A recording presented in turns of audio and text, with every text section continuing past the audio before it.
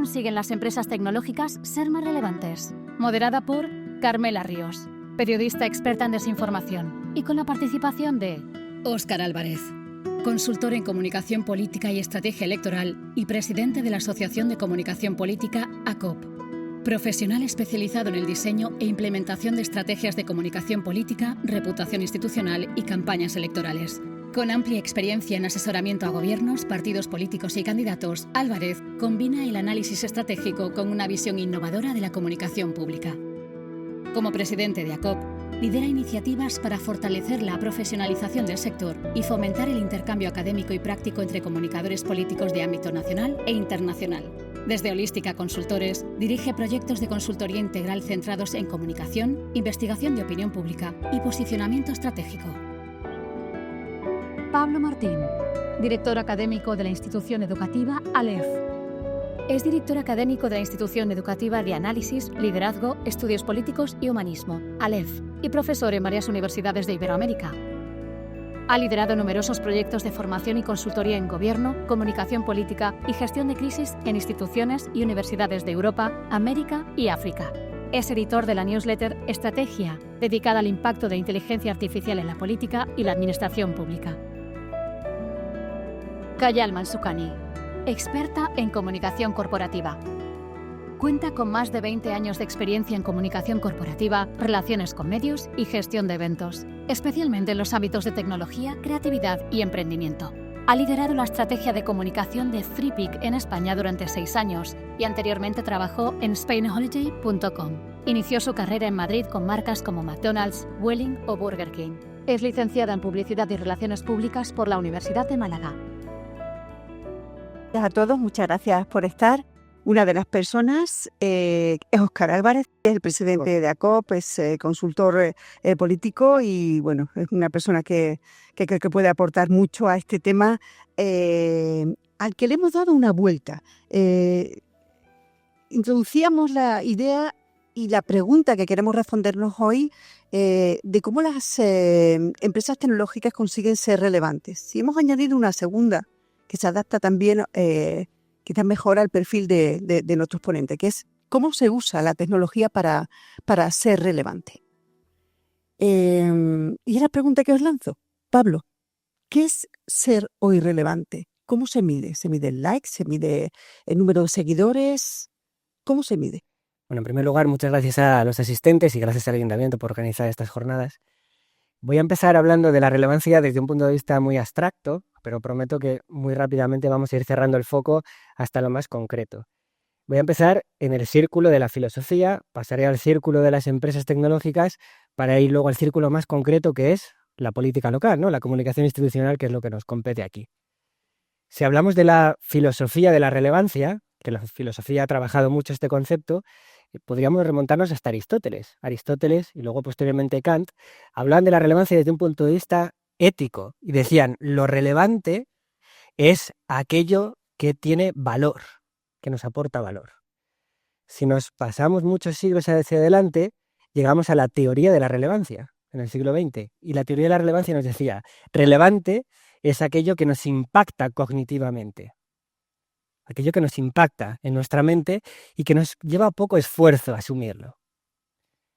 Si vamos a la actualidad, a la filosofía contemporánea, nos dice, relevante es aquello que capta nuestra atención en un mundo saturado de estímulos, que es lo que nos hablaron ayer, ¿no? Esa economía de la atención y que es el subtítulo de estas jornadas. La filosofía actual trata muchas veces este tema, ¿no? De la economía de la atención y de cómo estamos saturados de estímulos. Y nos dice, es relevante aquello que es capaz de captar nuestra atención. En ese sentido tenemos un gran ejemplo que es Google. Google en su momento se hizo tan poderoso, ¿por qué? Porque fundó PageRank, que es el algoritmo que es capaz de determinar qué páginas son relevantes. Cuando buscas algo en Google, te aparecen muchos resultados.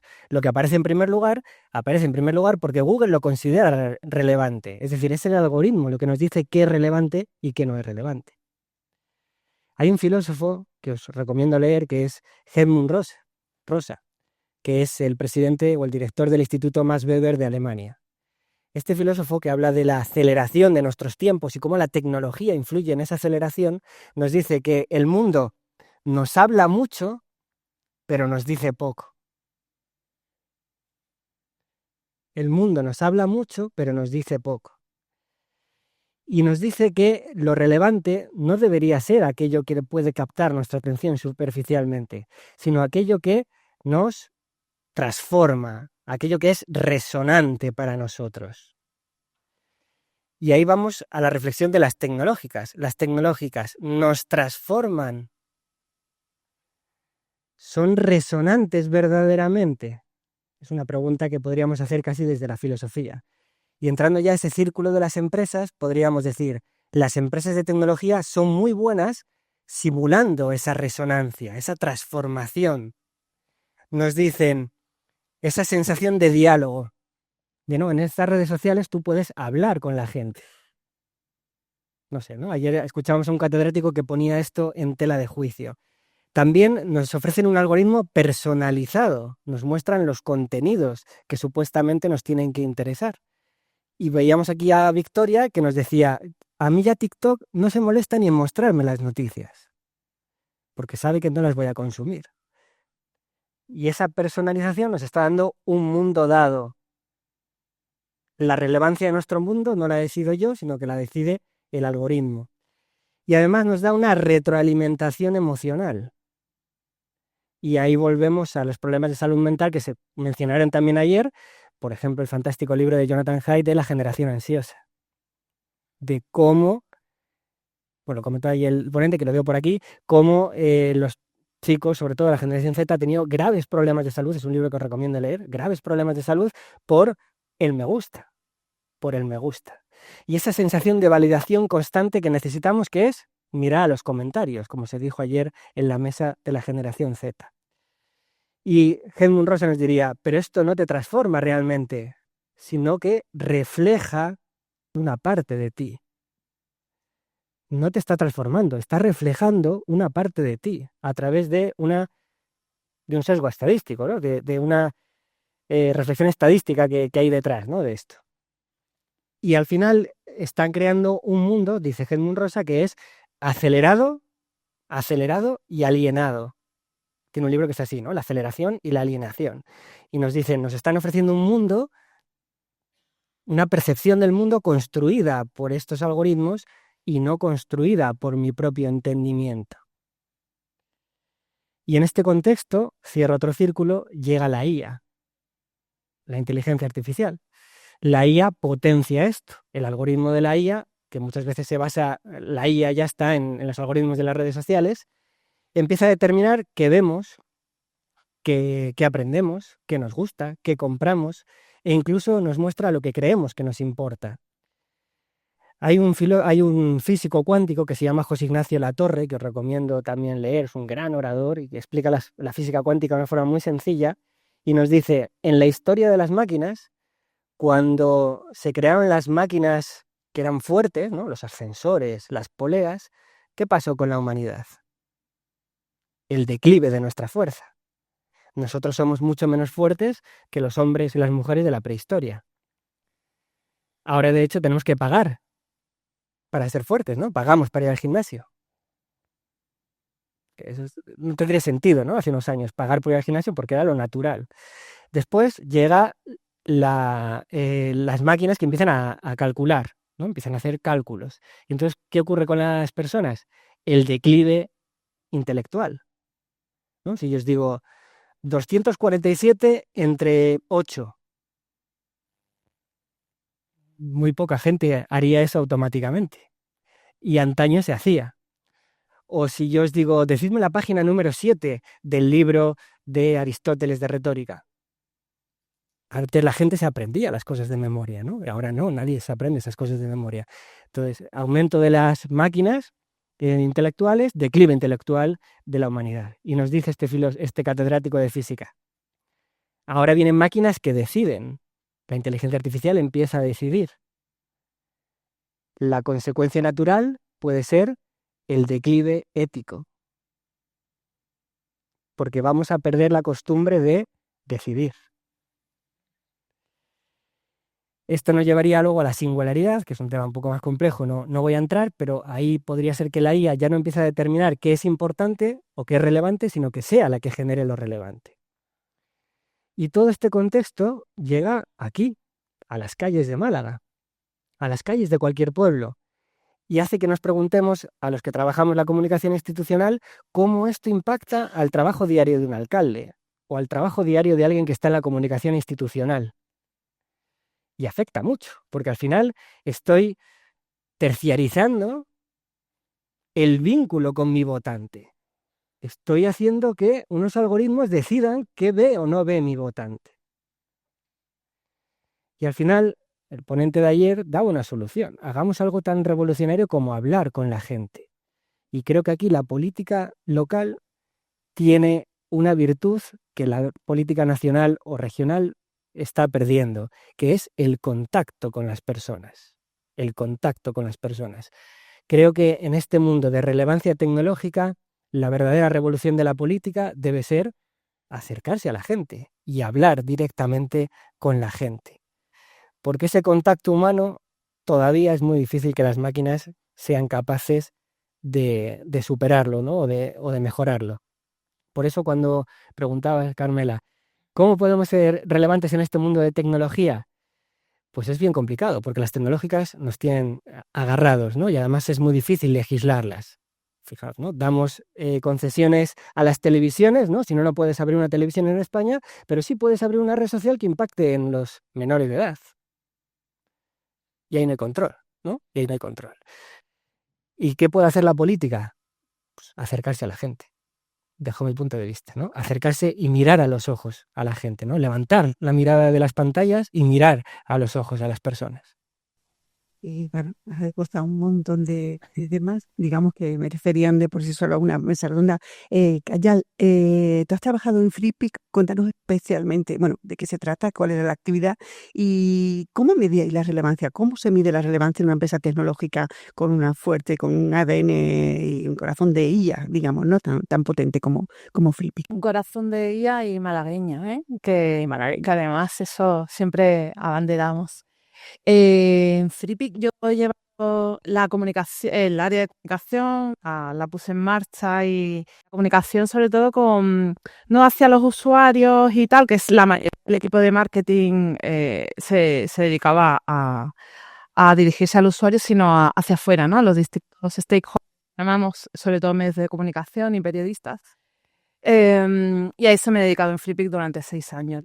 Debido a la IA, yo siempre digo que empezó siendo una startup en 2010, luego una scale-up, ¿no? Que fue creciendo, luego casi una corporación así como un poco más estructurada y con menos agilidad, y gracias a la IA ha vuelto a ser una startup. Entonces, de repente, en los últimos 2 años hemos tenido que cambiar todas las métricas prácticamente, porque antes medíamos en cuántas descargas había de imágenes, cuántas búsquedas había, y sí que trabajábamos mucho con el algoritmo. De hecho, el propio buscador pues tenía se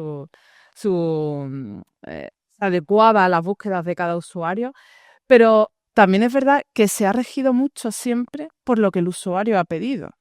Entonces creo que muchas veces está el algoritmo en las tecnológicas, pero en el caso de FreePic, y me imagino que notas mucho, al final también es mucho de qué necesitan, qué piden, porque con la IA estamos en una etapa muy incipiente, ¿no? Y aunque hay claramente, o creo yo que hay bastante polarización, es decir, los que la abrazan y la adoran y es como gloria, y luego hay otro perfil más un poco catastrófico y de, un poco apocalipsis, y creo que es porque estamos en un momento muy inicial. Más adelante, que no sé si lo veremos, no estaremos hablando de la IA y bueno, pues estará integrada como otras muchas tecnologías que se han ido integrando en nuestra vida poco a poco y ya ni, ¿no? Un móvil lo tiene todo. Entonces, volviendo a las métricas, pues a día de hoy, las métricas o cómo hemos conseguido que FreePic sea relevante para el usuario ha sido pues cuántas imágenes se han generado al día con inteligencia artificial, cuántos vídeos, ¿qué interacción tiene el usuario con FreePic a través de las redes sociales o a través de cualquier otro canal de comunicación, pero principalmente las redes sociales. Y creo que ahí hemos sabido ser muy cercanos, como decía Pablo, ¿no? De que hay que mirar a la gente, ver qué quieres, escuchar, no solo contar lo que estás haciendo, las novedades, lo bueno que eres y tal, sino también pararte un momento a escuchar y a ver qué tienes que ajustar, ¿no? Como empresa y como servicio que estás ofreciendo. Pues va a haber situaciones y momentos en los que pues haya ciertos tropiezos, ¿no? Y no seamos capaces de hacerlo correctamente, o a lo mejor en algún punto nos excedemos en cuanto a bichear. FreePic siempre ha sido muy buena, eso, estudiando la data que te deja un usuario, nada más que con la búsqueda, con el modelo de IA que usa. No, no puedes ver el output, no puedes ver qué genera y qué editas, ¿no? Pero sí puedes ver qué modelo estás usando, qué herramientas estás usando, y eso siempre ha ayudado a ver hacia dónde tiene que ir la empresa. Entonces, las métricas ahora mismo principalmente son muchas imágenes y se editan mucho, y si se van consiguiendo más suscriptores. Muy bien. Óscar, tú que tienes una profunda experiencia en el asesoramiento a fuerzas, candidatos y a políticos en general, ¿cómo abordas esta experiencia y sobre todo cómo la perciben ellos? O sea, ¿cómo percibe un partido político o un candidato? ¿Cómo identifica dónde está su nicho de relevancia? ¿Cómo se enfrenta a ello? ¿Cómo llega a ello? En primer lugar, si me permitís, agradecer, por supuesto, a Jesús y al Ayuntamiento, a vosotros, porque no soy Esperanza Ibáñez, como habéis observado, ¿vale? Es un cambio de última hora, así que además de los agradecimientos os voy a pedir disculpas porque creo que he tenido apenas 5 minutos para pensar lo que voy a decir, ¿vale? De hecho, venía escuchando a Pablo y a Cajal, estaba intentando pensar en qué iba a decir y en lo que me han pedido también que haga, ¿no? Que es bajar quizás esas tecnológicas, ¿no? Todo ese concepto a la comunicación política local. Veréis, yo vengo de un mundo muy diferente. Yo soy de León, trabajo con políticos municipales, trabajo con alcaldes de esa España vaciada, de ayuntamientos más o menos pequeños. Para que os hagáis una idea, el municipio más grande que llevo ahora mismo es un municipio de 60.000 habitantes, ¿vale? Y también he sido responsable de estrategia digital, de comunicación local y de estrategia electoral de un partido político en el ámbito autonómico. Y cuando nos preguntábamos eso de cómo consiguen las empresas tecnológicas ser relevantes, sobre todo en comunicación política local, a mí lo que se me viene a la cabeza es relevantes para quién.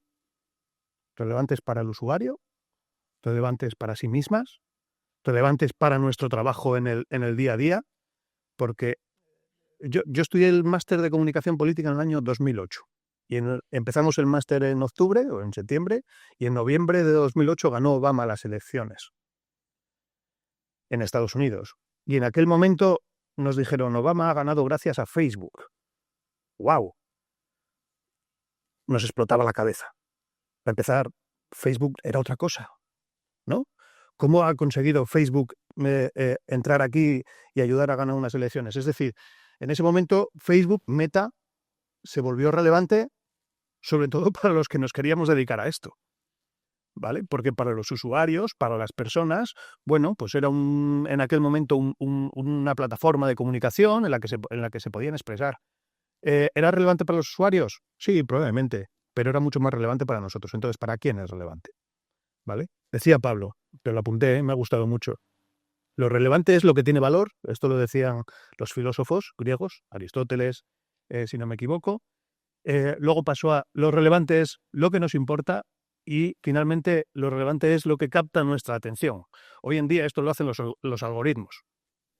Lo que tiene valor, lo que nos importa y lo que capta nuestra atención lo hacen los algoritmos. Y es relevante para los consultores de comunicación política en comunicación política local porque nos ayuda a llegar a esas personas, a trasladar ese mensaje que de otra manera pues posiblemente lo tendríamos muy difícil. Pero permitidme también que rompa aquí que rompa aquí con las tecnológicas porque Pablo también apuntaba a otra cosa. que creo que, por cierto, Paco de la Torre, el alcalde de Málaga, esto lo hace mucho y probablemente sea también relevante en eso, que es hablar con la gente. Probablemente la revolución sea hablar con la gente. Probablemente la revolución sea volver a esos marcos. Mirad, yo a mis alcaldes lo que les mando es a todas las procesiones posibles, a todos los eventos deportivos posibles, y lo que les pido es hablad con todo el mundo. Hablad, porque lo que quiere la gente es saber cómo sois. Lo que quieren las personas es cariño, es atención. Ya tienen algoritmos que les muestran lo que ellos consideran relevantes. Que, por cierto, esto a mí me parece que tenemos una deriva muy peligrosa aquí, ¿no? Porque al final lo que nos invita es a dejar de pensar. Las personas al final, a lo largo de nuestro día, tenemos unas jornadas maratonianas de trabajo, de niños, de familia, etcétera. Y cuando nos conectamos a la red social, el algoritmo dice, no pienses mucho, que ya pienso yo por ti, no te preocupes, lo que es relevante, lo que es importante, lo que te va a gustar, ya te lo digo yo y tú deja de pensar, ¿no? Y esto es peligroso. Que la sociedad deje de pensar es peligroso, que la ciudadanía deje de pensar es muy peligroso. Por eso, lo que nos tiene que ayudar las grandes empresas tecnológicas es a hacer llegar un mensaje muy sencillo de los responsables políticos, de los responsables públicos, a estas personas, a esta ciudadanía, para ayudarles también a pensar, para ayudarles también a reflexionar. No hace falta hacer un TikTok de todos los alcaldes. Pues tengo alguno que me dice, no, me han dicho que me haga un TikTok. Digo, ¿para qué? ¿Para qué? Si todo tu electorado tiene 60 años, ¿para qué te vas a hacer un TikTok, no? Entonces, no necesitas hacer esto. Necesitas hablar y si nos vamos a las redes sociales, vamos a buscar la red social que se adapte a ti, vamos a hacer contenido para esas personas y vamos, por favor, a intentar que piensen, vamos a darles un tema para que trabajen un poco en él, ¿no? Y ya finalizo. Sí, porque si no al final no tenía mucho que decir y se me está yendo un poco el rollo. Son relevantes también estas plataformas porque las métricas que nos aportan nos ayudan también a definir a quién nos tenemos que dirigir, de qué manera nos tenemos que dirigir y cómo nos tenemos que dirigir. Entonces, la pregunta es, ¿la relevancia de las empresas tecnológicas en comunicación política locales, para quién? ¿Para nosotros? ¿Para los profesionales? Por supuesto. ¿Por qué? Porque utilizamos sus datos, sus métricas, en un contexto en el que no se permiten muchas encuestas y lo que sí que tenemos fácil son los datos de las métricas de a quién estamos impactando y cómo les estamos impactando. Pregunta al aire. ¿Por cuántas vías diferentes os informáis en vuestro día a día? Desde que habéis abierto el teléfono esta mañana, o habéis puesto la radio, o encendido la televisión, ¿cuántos canales de comunicación habéis experimentado sin saberlo? Redes sociales, canales de WhatsApp, radio, tele, igual prensa. Esta es la realidad, yo creo que es una de las realidades que se ha ido instalando en nuestra vida, que es la realidad de la fragmentación a todos los niveles. Por un lado, la fragmentación de la propia información, la fragmentación de las plataformas por las que recibimos esa información, la fragmentación de los lenguajes. Podemos recibir contenidos de información o de desinformación, de esto hablamos después, que tienen un ropaje diferente. Vídeo, un GIF, un meme, un artículo, un reenviado muchas veces, de esos que nos llegan. ¿Cómo se articula la relevancia en un mundo tan fragmentado? Y en este caso estoy pensando, por ejemplo, en el problema generacional que esto supone, que alguien, un político o un personaje conocido, pueda ser muy, muy famoso para una determinada comunidad o para una determinada edad y perfectamente desconocido para nuestros hijos, o al contrario. Alguien que es realmente relevante y prescriptor para la generación Z puede ser que no esté impactando, que no lo conozcamos las personas que pasamos una cierta edad. Esto en política, vosotros por perfiles ACOP, perfiles de asesores políticos, ¿cómo lo solventáis? ¿Cómo se trata esto de segmentar la relevancia también, ¿no? Segmentar a ti, si quieres responder. Pablo, ¿quieres tú si quieres? Aquí es un tema bastante interesante porque hemos perdido algo que eran los exponentes culturales generales. Antes pues nos sentábamos a ver la tele todos juntos y entonces todos conocíamos por lo que les gustaba a nuestros padres, lo que les gustaba a nuestros hermanos. Nuestros padres sabían lo que nos gustaban a nosotros. Y ahora, ¿qué ocurre? Que como cada uno tiene su propia pantalla, pues hay una disparidad de lo que cada uno ve. Entonces, a lo mejor los padres no saben lo que ven los hijos y viceversa, ¿no? No sabemos los referentes culturales de cada generación. Y eso es un problema bastante grande de vínculo entre generaciones, por ejemplo. Esto deriva en que cuando yo quiero lanzar un mensaje, como muy bien decía ahora Carmela, pues tengo que pensar en a qué público me quiero dirigir y quién es la persona idónea para decir ese mensaje. Entonces entramos en el terreno de los influencers. ¿Por qué los influencers existen? Porque existe una pantalla individual y entonces cada uno puede buscar a su propio referente. Antes en la mesa anterior decía, no me acuerdo el nombre, perdón, el chico que estaba aquí, Curro, gracias, decía Curro que, bueno, es importante trabajar la credibilidad, ¿no? Porque si creen en lo que yo digo, pues la gente me va a escuchar, ¿no? Me va a seguir. Y decía, la institución pública ya cuenta con eso, cuenta con la credibilidad.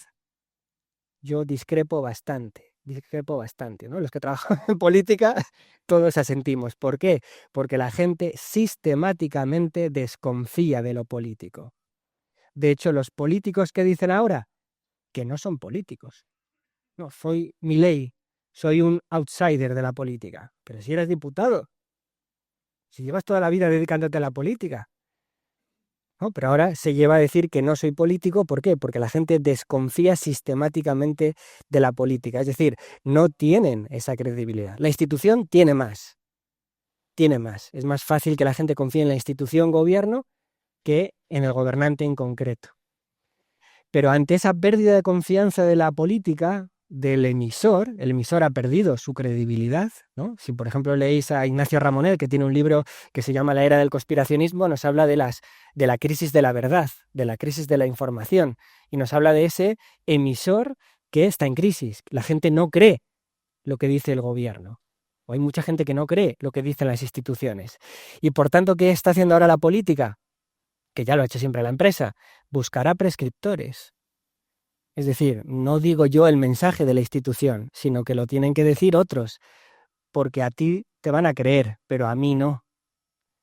Y por eso se trabaja tanto con influencers, con bots, con comentarios, esa corriente de opinión que haga que a ti que crean a otro, porque a ti como institución no te van a creer. Que justo ahí es donde, por ejemplo, y ya llevándolo a mi terreno, ¿no? Que no está vinculado a la política por ahora. La credibilidad, por ejemplo, de una empresa tecnológica, donde sí que a lo mejor he tenido un poco más de incursión en la parte de relaciones institucionales, ¿no? Cuando se sacó el decreto de las viviendas turísticas, me he desviado. La relación con los medios de comunicación, por ejemplo, en la parte que a mí me toca de comunicación y tal, pues ahí, por ejemplo, las empresas tecnológicas o cualquier tipo de empresa sí puede construir credibilidad, reputación, incluso en un momento a los partidos políticos, aunque sabemos que tiene muchas ramificaciones, pero bueno, yo que siempre he estado en el lado orgánico de contenido ganado, pues al final eso creo que muchas veces en todas estas conversaciones y foros se olvida. Parece que solo podemos transmitir lo que hace una tecnológica o cualquier otra empresa a través de publicidad o influencers o creadores de contenido. También hay una pata que creo que es relevante y cada vez más, que es el PR, ¿no? El Public Relations y los Media Relations, que es, oye, yo te voy a ir, además yo lo vivo así, ¿eh? Yo sé que luego en cada ámbito puede ser diferente y puede tener otro tipo de intereses, pero volviendo a FreePic, siempre hemos trabajado mucho el yo te cuento lo que estoy haciendo. De hecho, creo que por aquí había Bien del País. Con el país hemos tenido siempre muy buena relación y siempre ha sido porque hemos contado qué estábamos haciendo. Es verdad que FreePic, lo decíais antes vosotros, no yo, pero bueno, lo repito, que es de las pocas, si no la única empresa en España que hace algo de IA relevante a nivel global y que tiene impacto y tiene relevancia. Y bueno, ya se verá el día de mañana, pues si si es algo que está ayudando a la sociedad o no, que yo diría que sí. Y creo que esa pata, eso de repercusión mediática, de contar lo que hacemos, aunque los medios de comunicación a veces también están en entredicho y les falta la credibilidad, al fin y al cabo, en algo te tienes que posicionar, algo tienes que creer. Y aunque sea cogiendo de aquí y de aquí un poquito de todo, al final con eso yo creo que cada persona se puede hacer un poco una situación de dónde estamos. Y creo que habéis señalado, como no, los peligros, los problemas.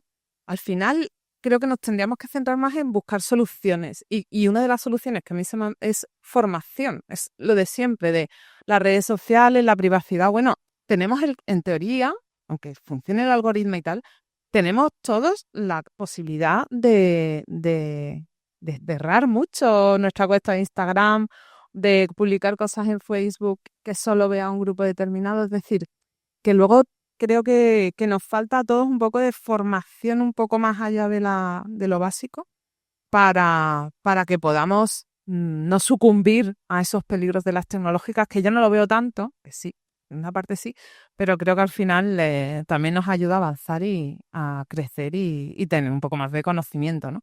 Y luego, al final, y termino, todos esos miedos creo que también son reflejo de la sociedad en general, como humanidad. Es decir, que quizá nos hemos deshumanizado un poco en general y eso al final se va viendo en distintos ámbitos y con las tecnológicas, bueno, pues como bueno, parece que son responsables ellas de cómo somos y no, cada uno es responsable de lo que acaba ocurriendo. Bueno, a colación de eso yo quiero introducir un libro, la reflexión de un libro de una experta en tecnología francesa que se llama Asma Malá, que ha hecho un libro que espero que esté traducido rápidamente en España, ya lo está en español, ya lo está en otros idiomas, se llama Tecnopolítica, cómo la tecnología hace de nosotros soldados.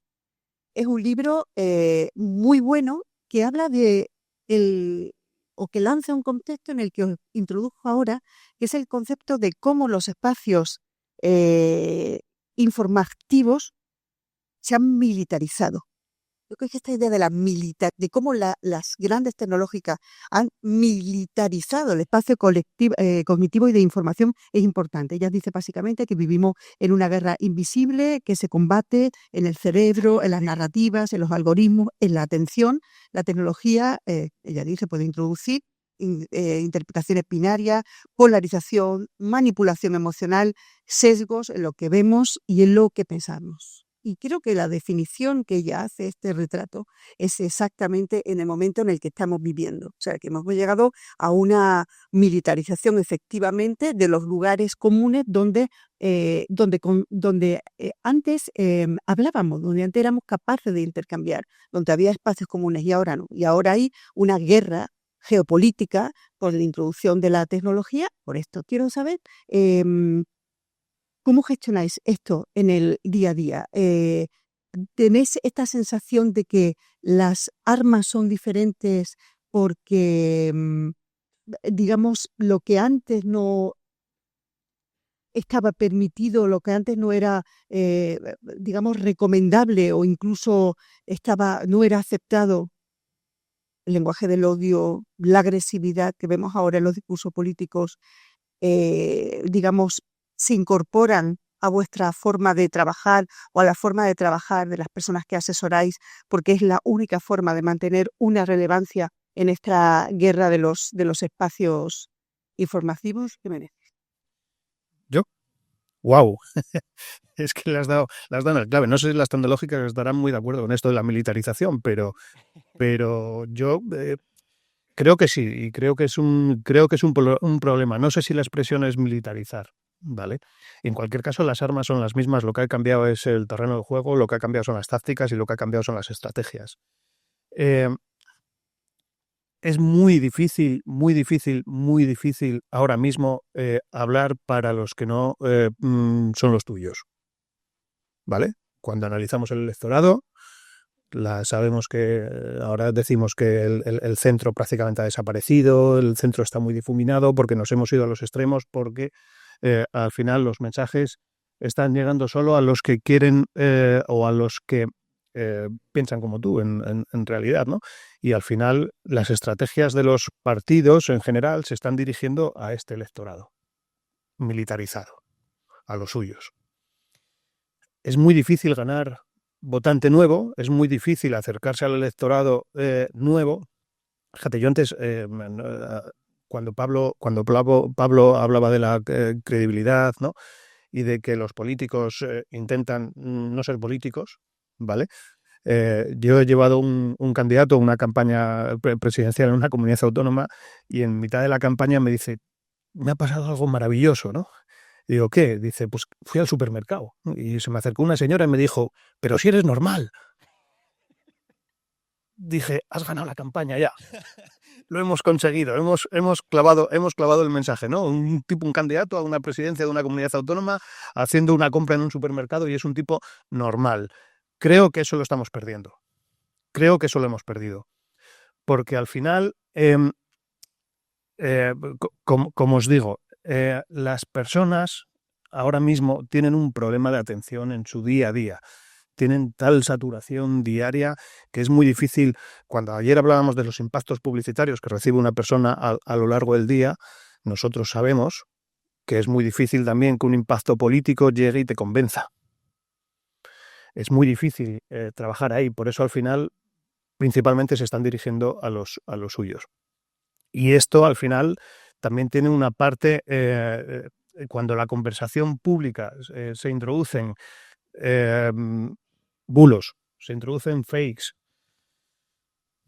combatirlos es muy difícil. Hablábamos antes, fuera de aquí también, que la inteligencia artificial además mal usada, en la COP estamos muy preocupados, yo al menos estoy muy preocupado por el mal uso que puede haber de la inteligencia artificial, porque puede ayudar a aquellas personas que no tienen precisamente un criterio muy ético a introducir bulos, a introducir desinformación, y creo que tenemos también que intentar que los consultores políticos, que los que nos dedicamos a asesorar a los políticos, que nos dedicamos a ayudar a la conversación pública, tengamos también este compromiso ético para intentar redirigir otra vez la conversación hacia espacios de entendimiento, hacia espacios de acuerdo, hacia espacios en los que podamos hablar con los demás. Porque mientras los políticos, mientras los responsables no consigan hacer esto, la sociedad no lo va a hacer.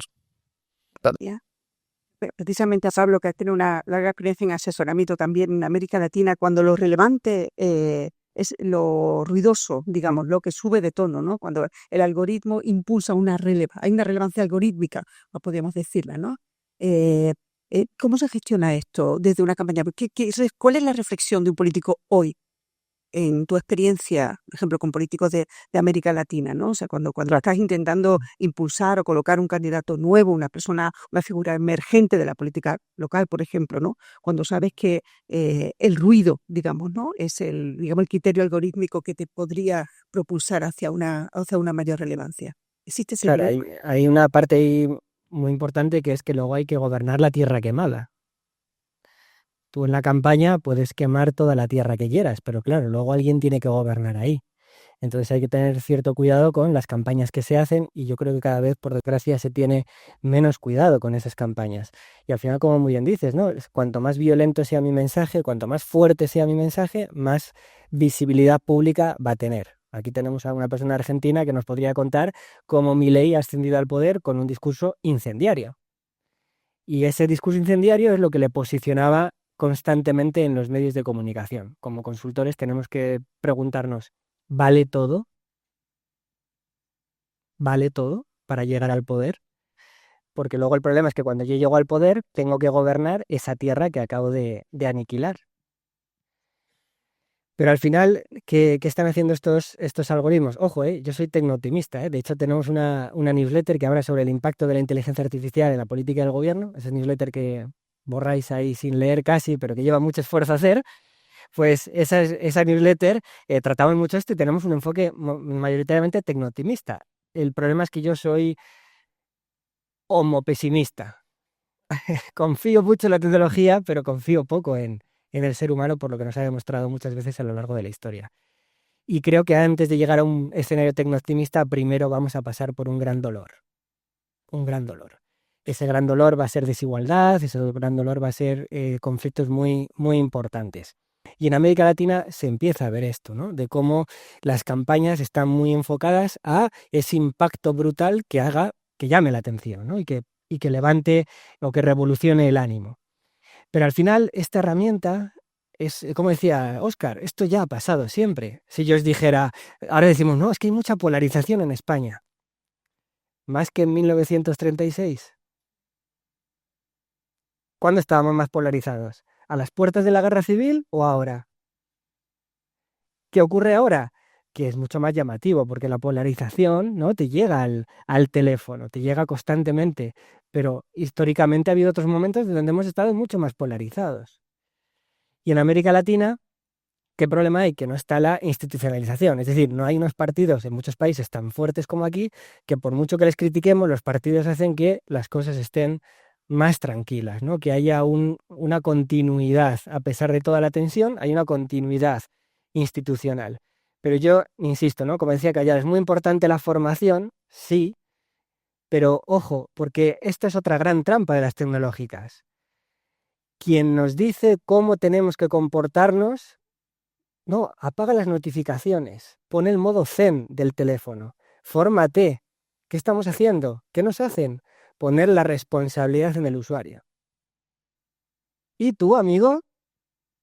¿Y tú? ¿No haces nada? ¿Por qué dices que no cuento? Hay un libro de Johan Hari que se llama Atención, libro precioso, y es muy crítico con esto y nos dice, oye, las tecnológicas tienen que empezar a hacérselo mirar, porque no puede ser que puedas actuar libremente cuando, por ejemplo, una televisión o una radio necesita una licencia pública. ¿Y tú?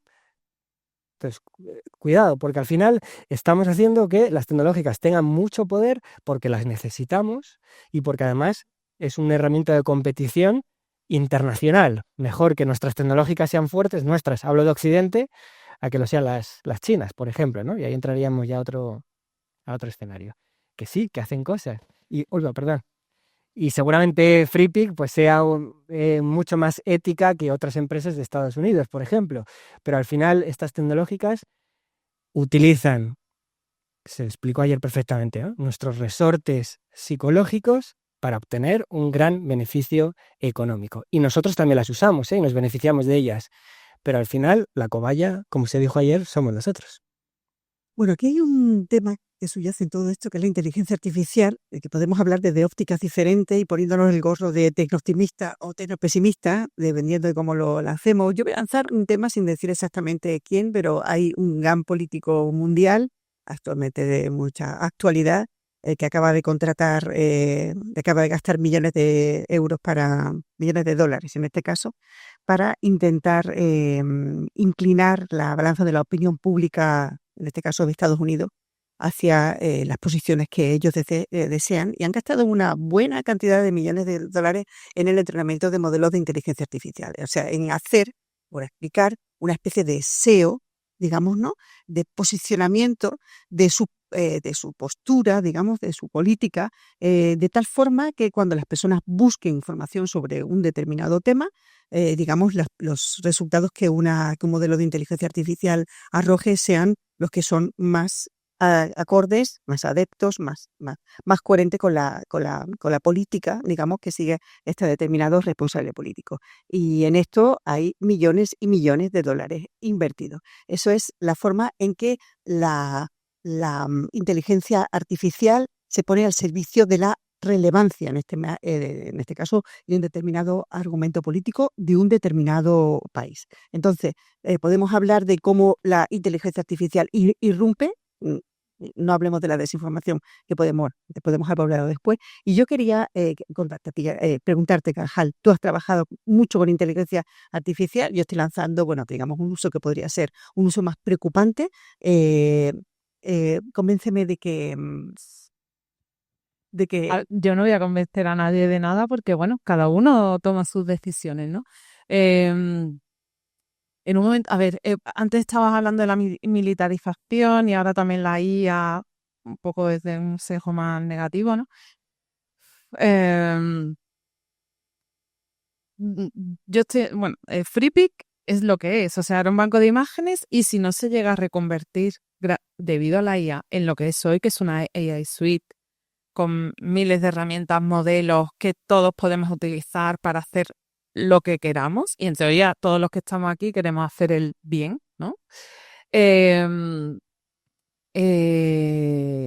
si no llegamos a hacer esa reconversión por la IA, que además es algo, es que no se va a ir, que no es una moda, no es el metaverso, no son los NFTs, es lo que hay, además en todas las capas de la sociedad, no existiría FreePic, ¿vale? Porque son 500 personas trabajando en un banco de imágenes que de la noche a la mañana lo hace la imagen que necesitas o el vídeo exacto que necesitas te lo hace una IA.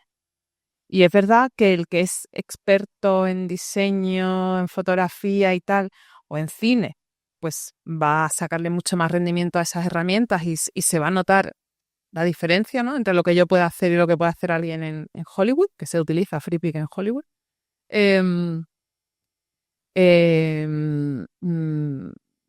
O sea, para FreePic ha sido fundamental. Entonces, no te voy a convencer, porque mientras no te haga falta, por ejemplo, una herramienta para editar o crear imágenes, pues bueno, bien. Nosotros, por ejemplo, en lo que se trabaja mucho, y es verdad que eso desde fuera no se sabe, ¿no? Que esa es otra cosa que yo muchas veces comento, estamos en este contexto, siempre en foros, donde ya pues, no estamos hablando de si la IA es mala o buena exactamente, sino qué vamos a hacer con ella y cómo la vamos a incorporar en nuestra vida de la mejor manera posible. Pero es que la sociedad, el día a día, nuestras familias, nuestros amigos, no están en esa onda, están en otra. O sea, están todavía, bueno, pues bien, usando ChatGPT para hacerse el menú de la semana y poco más. Entonces, claro, nosotros estamos como en otro tipo de conversación. Pero eso, FreePic no tiene una tecnología de inteligencia artificial, ¿vale? La tecnología viene de Estados Unidos principalmente. Lo que hace FreePic y otras empresas parecidas es poner capas entre la tecnología y el usuario. Entonces, la tecnología, pues hay veces muchas quejas, ¿no?, de qué tipo de imágenes y de vídeos se generan, que pueden ser de todo tipo, que es el reflejo de la sociedad, desgraciadamente, por una parte, y de lo que hay en Internet. Pero luego sí que es verdad que las tecnológicas tenemos la capacidad de en esas capas intermedias poner de nuestra parte para que, no sé si estáis familiarizados con las siglas NSFW, porque es que en FreePic es todos los días esa not safe for work, no es seguro para el trabajo. Es decir, esto, como cuando te banean imágenes o vídeos porque hay algo en el prompt que no tal, eso la tecnología te la da, pero es que empresas como FreePic pueden hacer reforzar eso mucho más, ¿vale? Y a veces incluso puedes como intentar cuadrarlo, porque ha habido veces que si quieres hacer algo, un desnudo, pero de clásico y tal, pues a veces te lo banea o pones una mujer en la playa, pero porque quieres hacer a tu madre, no sé, que a veces es como demasiado limitante, ¿no? Entonces creo que ahí donde se puede incidir, aunque nunca va a ser perfecto, y al final usarás la IA de la mejor manera posible y como mejor te convenga. Yo no voy a convencer a nadie porque creo que cada uno en su libertad la usará en positivo y el que no, pues como un martillo. Es igual. Hay tema, no sé si esté de acuerdo y por supuesto me gustaría que, bueno, a partir de ahora que también pudierais cualquiera de vosotros intervenir. No sé, yo encuentro una similitud en la reflexión. Yo no soy no soy una detractora de la IA, más bien al contrario, utilizo, que digamos, se ha inoculado, se ha metido en mi vida sin que yo me diera cuenta. Utilizo muchísimas herramientas de IA para millones de cosas, ¿no? Pero yo viví profundamente el cambio con la irrupción de las redes sociales, en las que yo, digamos, me sumergí entusiásticamente, abandoné mi trabajo para dedicarme a esto y efectivamente me llevó a lugares donde no imaginaba que podía estar, me llevó a hacer cosas maravillosas, pero todo iba demasiado rápido y tan rápido que estaban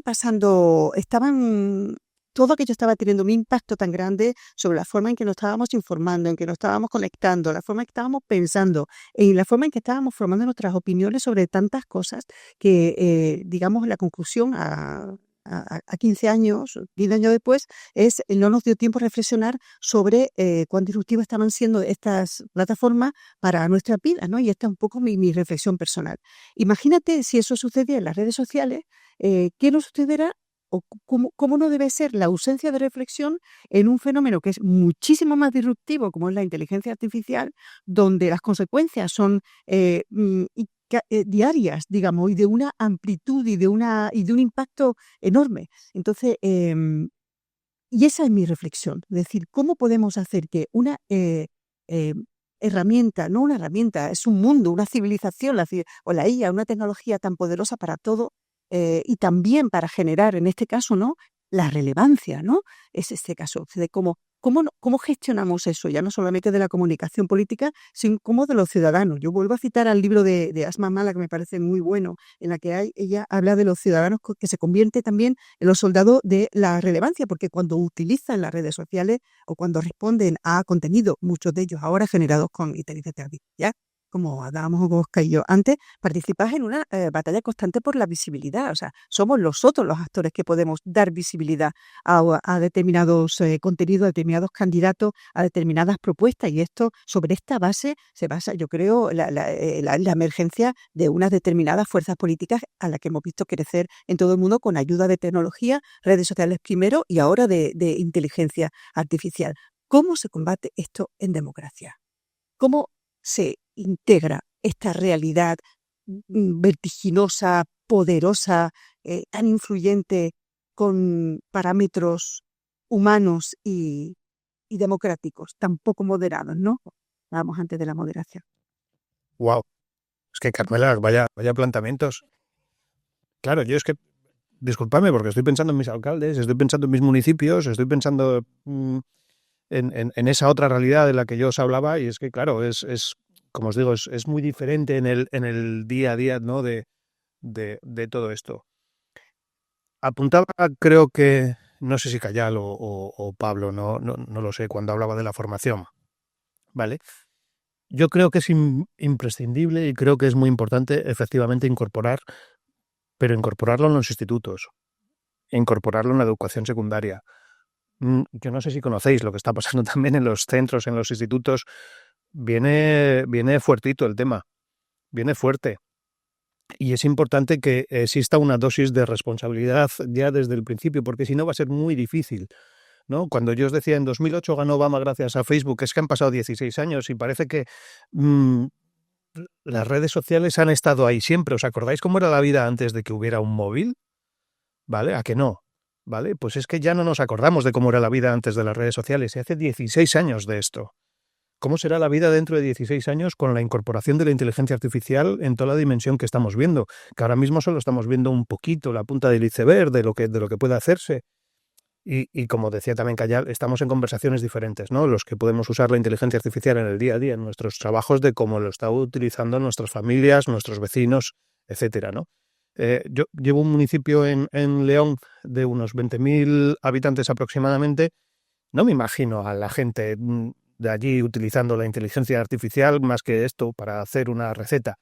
Lo que sí que me preocupa es cómo en comunicación política los partidos políticos, los candidatos políticos puedan usar la inteligencia artificial para tratar de convencer a esas personas que están usando las redes sociales, por ejemplo, ¿no? Esa parte sí que me preocupa de la incorporación de la inteligencia artificial. Entonces, para centrar un poco la pregunta, que igual estoy divagando demasiado. Creo que para la sociedad en su conjunto sería muy importante dar formación desde las escuelas, desde los institutos, para aprender sesgos, para aprender a usarlo, para tener un comportamiento quizás más responsable. Y creo también que debemos tratar, como también apuntaba antes, de que los profesionales que estamos trabajando en esto tengamos también un comportamiento más neutral, más ético, más de intentar lograr el acuerdo y no de convencer y de polarizar en nuestro día a día. Oscar, una pregunta muy rápida que le traslado también a Gloria Calla. ¿Es la desinformación el camino más corto a la relevancia?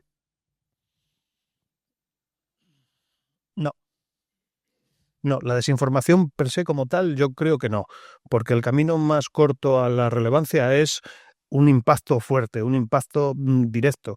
No toda la desinformación es un impacto directo, de hecho hay mucha desinformación que es lluvia fina, ¿vale? Se apuntaba también aquí ayer, ¿no? Ese camino de lluvia fina, de gotita a gotita, ¿no? Que acaba calando en la sociedad. Entonces, no, la relevancia se puede encontrar en un Milei que de repente te llega y te hace un anuncio, ¡paz! ¿No? Y, joder, te quedas impactado, ¿no? Hay muchos tipos de desinformación, pero yo le tengo personalmente más pánico a la lluvia fina, a la gotita a gotita, al día a día, que a los grandes impactos. Sí, muy brevemente, creo que es importante distinguir entre el uso de la IA que todos hacemos en nuestro trabajo y que es maravilloso. FreePic es genial, a mí me encanta, yo lo uso todos los días, igual que ChatGPT y Gemini, y es maravilloso usar esas herramientas día a día y te dan un gran valor. Pero eso es una cosa y otra cosa es lo que la política debería hacer. Y la política no puede esperar a que la IA nos tenga en jaque. La política tiene que empezar a pensar ya qué va a pasar en determinados escenarios. ¿Qué va a pasar si de repente desaparecen 10 millones de puestos de trabajo? ¿Vamos a hacer renta básica universal? ¿Hay algún partido que se esté preguntando estas cosas? El problema de la política, ¿qué es? Que vivimos en el día a día y nos va comiendo y al final no nos paramos a pensar en las grandes cuestiones. ¿Va a haber renta universal? ¿Cómo vamos a afrontar el mundo poslaboral? ¿Cómo podemos generar un mundo de abundancia y no de escasez? O sea, preguntas que tendríamos que hacernos muy importantes y serias y que normalmente pasan desapercibidas en el día a día de la política. ¿Hablabas de la desinformación? Pues pienso exactamente igual que Óscar, así que tampoco voy a llenar mucho más. Ajá. Yo, si queréis, como queda poco tiempo por abrir el turno, si hay preguntas, que siempre es interesante, ¿no? Perfecto, pues, ¿alguna pregunta tenéis? Sí, Hola, ¿qué tal? Me parece muy interesante el tema de formación, pero para mí además se añade el tema de ética. Entonces, me gustaría sobre todo a Óscar y Pablo, que creo que en algún momento lo habéis dicho de pinceladas, pero se están tomando medidas, o mejor dicho, se va a tener iniciativas por parte de la institución local a abrir o tener más en cuenta el tema de formación y ética en el tema tecnológico, porque me parece bastante importante. Que sobre todo, bueno, a nivel local creo que es más sencillo, más fácil, evidentemente, que en comunidades autónomas y demás, pero es que el tema tecnológico para mí, al menos, me suscita muchas controversias, es decir, por supuesto estoy a favor, tengo mis puntos, digamos, más flacos en ese aspecto, pero la formación y la ética me parecen pilares fundamentales. Entonces, uno, ¿qué opináis? Y dos, si se toman iniciativas o si se van a tomar iniciativas desde la institución local. Bueno, ahí te recomiendo un libro que es el de Adela Cortina, que tiene un libro que es Adela Cortina, catedrática de filosofía, extraordinaria mujer, y tiene un libro que es Ética o ideología de la inteligencia artificial, y hace muchas reflexiones de este tipo. Y llevado a nuestro terreno más cercano, ¿no?, de la política local, ahí Óscar te va a hablar muy bien, porque en ACOP hay un código ético para que los profesionales, que yo soy de ACOP, pues tengamos una ética profesional en ese sentido de la comunicación política, pero cuando hablamos de Europa tenemos la IA Act, ¿no?, la ley de la inteligencia artificial, que para mí toca muy arriba y luego abajo pues es complicado trabajar. De hecho, no sé si FreePic tendrá algunos problemas en ese sentido, ¿no? Nos podría contar de la ley, y que es complicado porque al final estamos legislando algo que no existe prácticamente, ¿no? Pero llevado a lo más cercano, al final deberíamos pensar en la ética de toda la vida. Es decir, si tú en una nota de prensa que mandabas por carta no mentías, pues tampoco tienes que mentir cuando le preguntes a ChatGPT o cuando trabajes con ChatGPT. O tampoco puedes mentir en redes sociales. Hay un libro de Marcus Gabriel, filósofo alemán, contemporáneo, que se llama Ética en tiempos oscuros. Y nos dice, vivimos en unos tiempos tan oscuros que ya no sabemos exactamente qué es lo correcto. Pero no podemos olvidar que hay cosas que son malas. Y son malas en China y son malas en Filipinas y son malas en Estados Unidos. Pero vivimos en un tiempo de tanta manipulación que hemos olvidado lo más básico.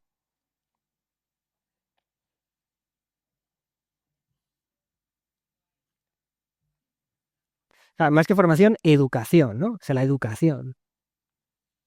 Yo es que creo que no podría decirlo mejor que Pablo.